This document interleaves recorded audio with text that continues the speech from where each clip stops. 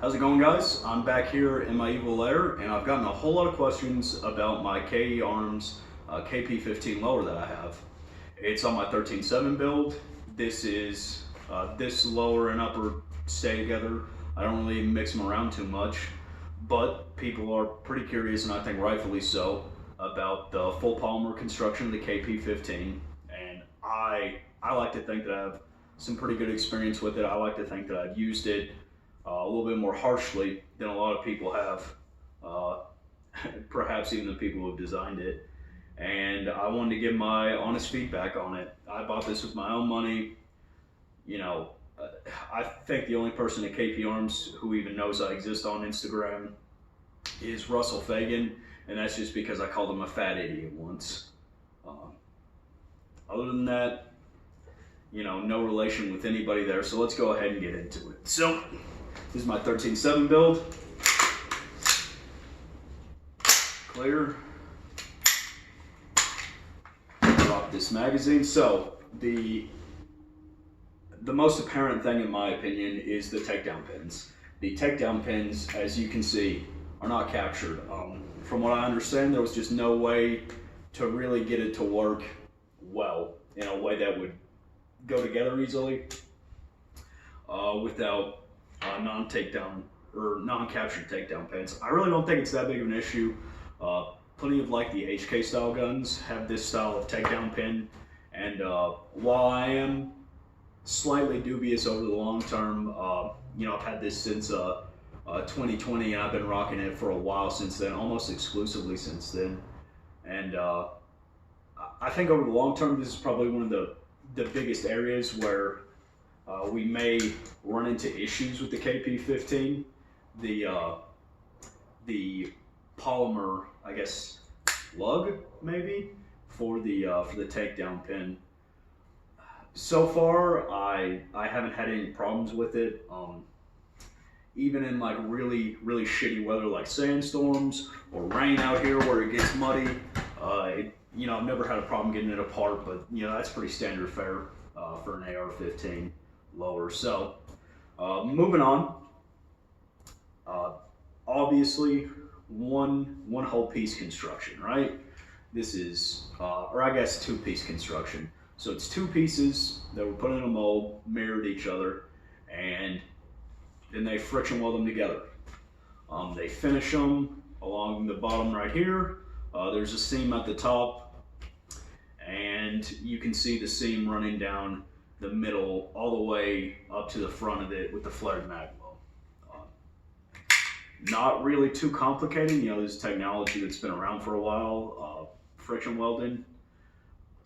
The only piece of metal that you get with it when you buy a stripped one like I did, is you get this little metal insert where they have your serial number engraved, which, you know, definitely smart. I'm sure they did that for legal reasons. So, going into how I have this set up, because like I said, I bought this stripped. So,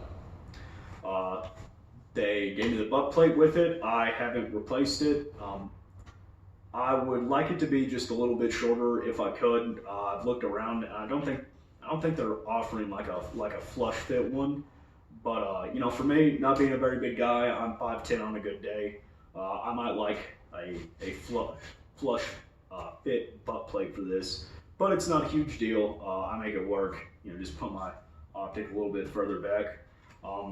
This slot back here is actually an M-LOK slot. You can see on this side, I have a QD mount.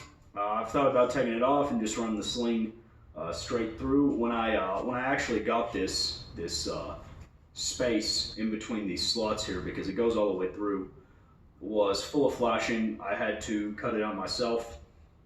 It just wasn't finished very well, and that in fact goes for the whole lower. The whole lower, when I got it, was just finished very poorly. There was a lot of flashing in it that I had to clear out myself, which is, you know, it's not a gigantic deal. Obviously, if it was a gigantic deal, I would have just sent the lower back, or I would have tried to sell it or something like that. But I think personally that is incredibly unprofessional. And you know, if you look at the bottom here, this seam right here It's uneven. It's kind of like wiggly. I don't know if you guys can really see it. It's just, if I was running a shop, nothing like this would have ever left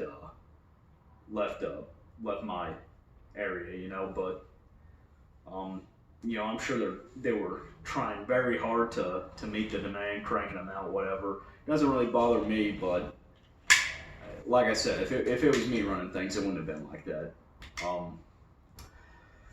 Right now, I believe I have a Sprinko spring in here and an H2 buffer.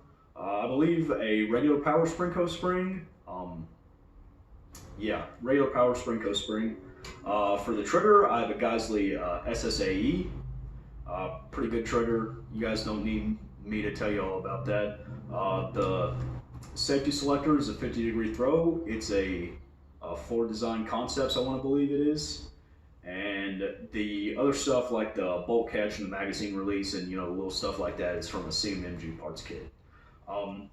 The hammer pin is something that's a little weird about this lower because they mold it up a little right here to give it, you know, some extra girth, some beef, and so it mates up cleanly to a mil-spec upper. They widened where the trigger or where the hammer pin is at, and so a regular hammer pin doesn't go all the way through. Doesn't really bother me. If you have a punch, you know, you set it in the middle, and it, you know, I just eyeballed it. I've never had problems with it walking out. They sell an extended hammer pin for people who like a flush fit, but I definitely don't think it's necessary. Putting a safety selector in is really weird in this, you know, because there's no detachable pistol grip to be able to put a detent under. You have to go in from the top. So basically, you hold it in, you slide your safety selector through, and it's held in there. It's held in there by the force pushing up, and from what I understand, you can't really ever take it out unless you like want to fuck up your lower. So I mean, that's not a super big deal for me. I'm not really somebody who switches like internal components around a whole lot. I usually buy the parts that I want, set it in there, call it good. If it works, I just don't touch it, you know. Clean it whenever it's necessary. But for you, that may be something you want to take into consideration. The detent for the buffer tube, or sorry, for the buffer and spring assembly is a little wonky. So you set the buffer detent in there, or you put the spring and then the buffer detent in there, and I believe they give you with the parts kit the pin. It goes straight through all the way across, and that's what holds it in. It's very, very close to the shelf of the low receiver back here. If I could see it breaking, however, if you're running like a normal carbine spring and buffer, like I have, like I said, I'm running a normal power Sprinko spring, carbine spring, and a H2 buffer, and I've had at least over 1,000, you know, cycles with this. I've had at least 1,000 rounds through it. Not to mention all like the dry fire and stuff like that, you know, pulling the bolt back. Hasn't broken yet. Could I see it breaking in the future? Sure. Pistol grip, you know, because it's all one piece, like this was the biggest parts where it would break. I feel like this kind of area right here, you know. So it's molded, it's equivalent to like a Magpul K2 grip. I like a little bit steeper angle. It's not necessarily, it's not like super shallow, you know, like an old FAL grip or anything like that. It doesn't really sweep back crazily, but it's not as vertical as I would like. I put a little bit of goon tape on there, and it works totally fine. I don't really, it's more of like a comfort and a style thing than anything else. It doesn't really matter, I don't think. This hole back here is a spot for a QD socket if you want to run it further up. You gotta buy it from K Arms though, and honestly, after I got this, I didn't feel like giving them any more money. So it's just open right there, and that's, you know, that's weight I don't really need anyways. So what do I think about this compared to like a regular mil-spec lower? Well, it is crazy light, dude. For all of this, it's way lighter than you would have, especially with a fixed stock on a you know, on a mil-spec aluminum lower. How huge of a deal is that? I mean, I guess it kind of depends on you. You know, I've carried this rifle over long distances. I like to think that I carry my rifles more than a lot of dudes out there. This definitely hasn't been a safe queen. This definitely hasn't been a range toy only. You know, walking sometimes upwards of 12 miles with it. You know, really putting in work, doing the best that I can out there. And I've dropped this. I've rolled down the side of hills with it. You know, I've slammed myself into the prone, jammed it up against rocks, dropped it. You know, I've just generally put it through hell, and I don't think that that's necessarily something that you can always get on a range, even if it's a, you know, like a super high speed, oh man, this is super hard kind of competition, right? Because at the end of the day, you know, it's still only going to be a couple days, maybe a few hours of hard use on your gun, which I have way more than that on it. Not to toot my own horn, but I'm never worried about it. I'm never worried that it's going to break. It's held up very well, but I don't necessarily think that it's any kind of game changer, you know? I don't think that if you get one of these, you're going to be like, oh my God, man, I'm never going back. I'll never buy a regular mil-spec aluminum lower again. Because honestly, it's not that big of an upgrade. And you know, then there's the whole thing with the what would Stoner do carbine, which I think was absolutely garbage. It was a stupid idea. We know what Eugene Stoner would do. He would work for Knight's Armament. You know,